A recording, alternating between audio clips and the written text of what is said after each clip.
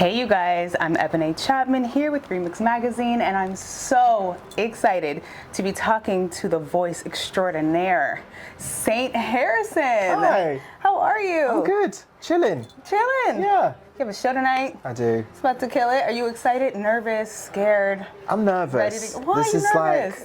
it's my first show in the States. Okay. So yes. I've had like a couple shows in the UK, and now this is like the first one. We're definitely kicking off the tour, right? We're doing LA, New York, Atlanta. I mean, the three major cities. Why did we pick the three major cities like that? I feel like it's so scary to just jump out on the ledge like that. And well, originally it was going to be LA and New York, honestly, and then like there's so many people from Atlanta that like interact with me every day, and I said to my team, I was like, no, we have to do Atlanta as well. Like we have to go. So we got the big three, and then you get them out of the way, and then they're done. True. You know? So then it's like you can kind of test the field, like, right. Okay, are we loving this? Do we want to change something? Yeah. The little guinea pigs. I love it. LA is always a good, those are the good three to start off with. I love it. Just rip the Band-Aid off. Exactly. Also, big congrats on Jimmy Kimmel. Thanks. Oh my I can't believe we can actually say that now. Right? So you've been holding on to crazy. the secret for a little bit? For a while, yeah, because it was with Apple up next. Yeah. And then like because of the writer's strike, like we couldn't do it, and there was a whole like point where we were like, okay, maybe it just won't happen. So it's been like a really long time of like, will it happen? And then it came through, and then yeah. How was that moment for you? Because I feel like that's kind of like TV gold. Like Jimmy Kimmel, it's kind of a really big deal. It's just mad. Like, I remember growing up and just like watching people on like Jimmy Kimmel and watching live performances and like seeing all my favorite artists do it. So yeah, it's insane. I don't think it's really like sunk in. Right. That it happened, because it was last night and now I'm here.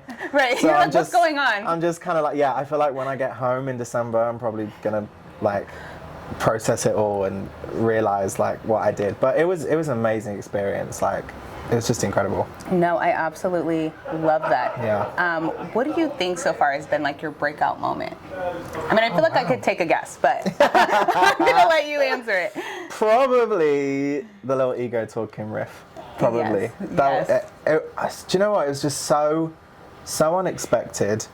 And I remember writing the song and my managers being like, "Oh wow, haha, that sounds like a little challenge," and I was like, "Haha, yeah, it does." And going through something. Yeah, and then we were like, "Okay, let's just like see if anyone wants to do it." And I remember I messaged a couple of my friends. They were like, "Yeah, this is fun," and then like it just snowballed, and yeah, I think that's one of the like biggest moments so far where I've just been a bit like, oh wow, you know, like Tori Kelly doing it. It's just like, what? You know? Like me? Yeah. Saint? What's going on? No, for real, because the ego talking is like one of the songs that I wrote in my room during COVID, and it happened over Zoom. And yeah, I just think like when you're writing that, you just don't think like it's ever gonna, you know, take off. Yeah. No, I mean, that's so true. I mean, what kind of were you going through at the time? I mean, I feel like your music is so personal. So it's like, kind of, what are your inspirations when you're writing music? Yeah, I always have to be going through something, which is like very like detrimental to your mental health, right? Because when I'm in a good place, I'm like, damn, I can't write anything. But I You're was like, butterflies, rainbows. Literally, I was like, I need to feel bad. But yeah, I was having an argument with someone at the time. Yeah. And I was winning. Period. What's your sign? Sagittarius. Okay, I thought you were gonna say Virgo, because I was like, I feel like it has to be in my chart somewhere. Yeah, it has to be like you're rising or something. Right. Yeah. But I was winning, and I was like, and then I don't know. I kind of had this song idea, and I was like, you know, like I just want to write a song about how like sometimes I just say the wrong stuff, and like it's just my ego, and like you know, you shouldn't listen to that, because you know what I'm like when I get like that and whatever. Right. And then I was writing with an amazing writer called Boy Matthews, and he was like, that's great, like that ain't me, that's my ego talking. And it just kind of went through there. But definitely always have to be going through some rough times. But I think that song is so relatable. I feel like people you go through that, like you say things in anger, or you're upset, you say like you're not thinking, you're saying something to hurt someone on purpose, and then you're like, yes, like the next day you're like, dang, like, did I say that? I'm so sorry, like, I'm so sorry. Right, you look back at your text message, you're like, Right. Ooh, Yeah. My bad. Yeah. My gosh. But Ego Talking really has to be like my number one thing. I know you did it on Colors. Yeah. And it was the riffs, the melodies, the arrangement of how you put it together. It was so amazing. Tell us, or talk us through what it takes or what decisions you kind of go through when you're doing a live performance and you're picking arrangements to music, because the song that you recorded on the EP, A Lost Friend, sounds completely different than how you recorded it for Colors. So what are those creative decisions behind the scenes?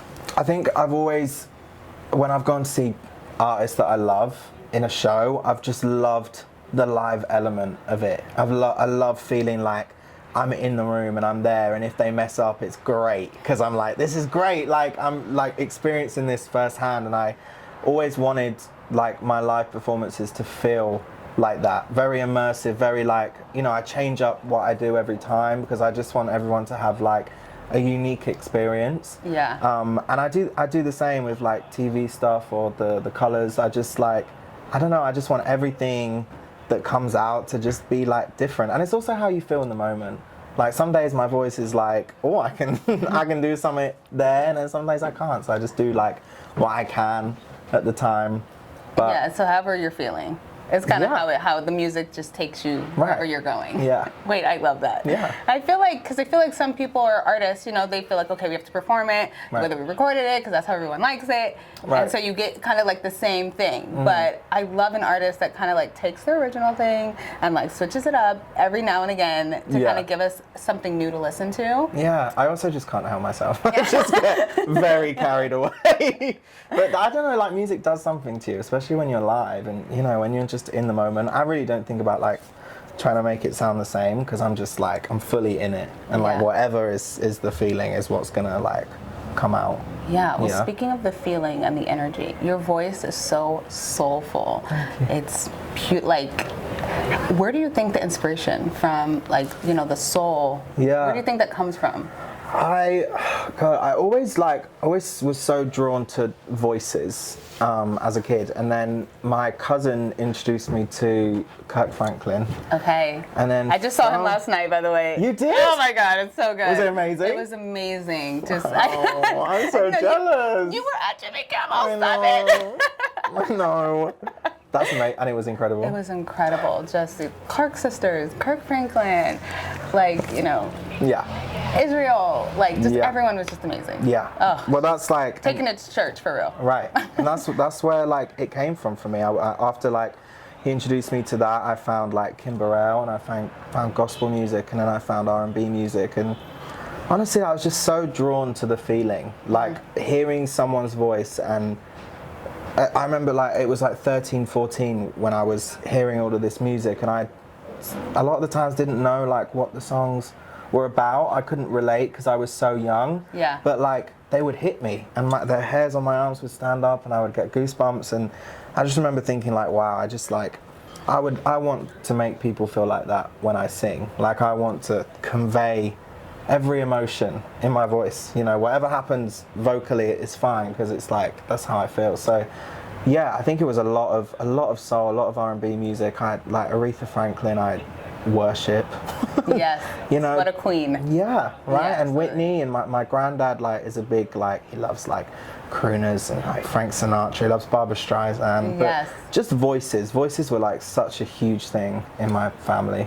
Yeah. So you kind of grew up listening to those artists? Yeah, all the time. With your family and your parents, that's kind of the music you guys are all listening to? Yeah, it was so funny because my dad's side of the family were into really Jackson 5, Barbra Streisand, like I said, and then my mum would listen to Christina Aguilera. Yeah, Pink, I love it. Mariah. Oh my God, yes. So I kind of got the fusion, and I was I hear you. But those are all big voices in pop, right. Still really big voices, different ranges or musical style, but big voices. Yeah. So yeah, it was a singer's thing. Everyone was just obsessed. Do you have other singers in your family? Are you not the only one? My granddad used to be in a band. Okay, love it. My cousin runs loads of choirs throughout the UK, which is really cool. And then my mum does a good kitchen rendition of Beyonce. Okay. Once in a while. Okay, wait, we have to get mom. We have to get mom on the show. Wait a second.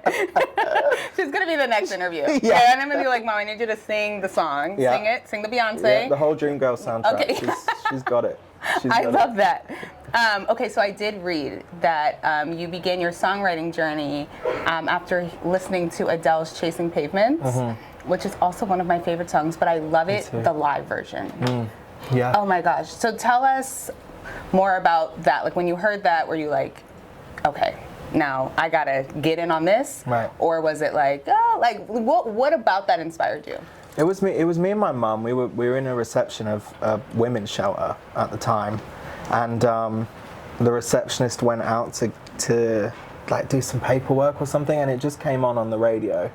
And I'd always loved singing since I was about 7, and this was when I was like 13, 14.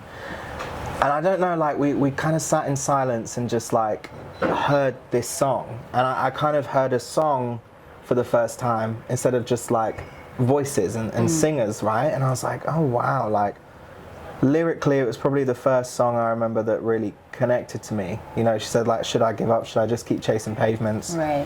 And I remember my mum like going through a similar thing, and we just kind of listened to the song, and yeah, I remember that being a moment where I just thought I really would love to write songs about myself and my life, and you know, write about my experiences, and that's really where it came from. God. Is At that 13? song? Yeah, that's so deep. I feel like that already says the type of artist that you're gonna be, because you have stories to tell, and I feel like that's what's music, that's what's storytelling, that's with anything. You have to have a story to tell. Exactly. Yeah. And so to feel that deeply at 13, I think that already was like God's blessing on your spirit right there. Yeah.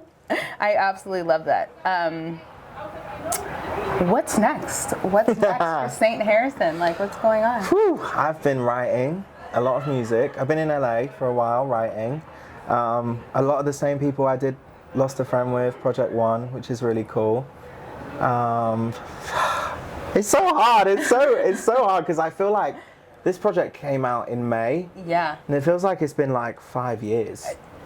I feel that. And I don't know why. I feel like that. I'm just like, this has been out for ages.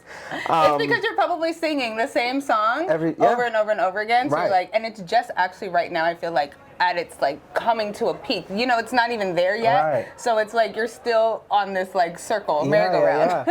Yeah, but no, I've just been writing a lot more music. It's really fun. A bit more up-tempo stuff, because I was like, I don't have any up-tempo songs. I go on stage, I'm like, I need something to like bop to now. Right. So a couple up-tempo songs. A little like club jam? Club jam? Oh my God, come on, Saint. Get a little club jam. Can we get a little club? Could you imagine? I can't imagine. My favorite song right now is All Right by Victoria Monet. So I'm like, little K-Tronada, like a... Okay, wait a second. What's like the next collab? Like, what's your dream collab?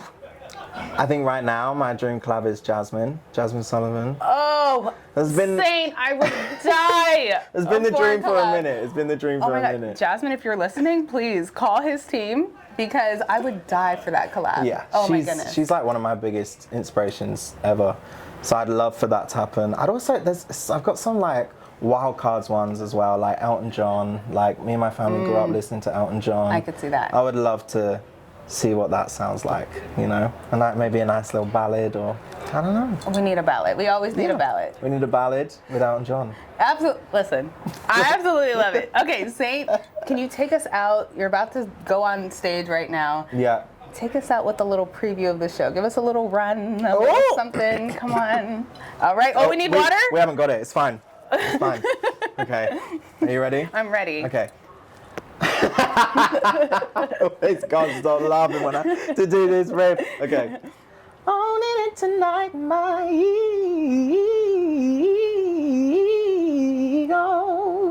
Owning it tonight, my ego.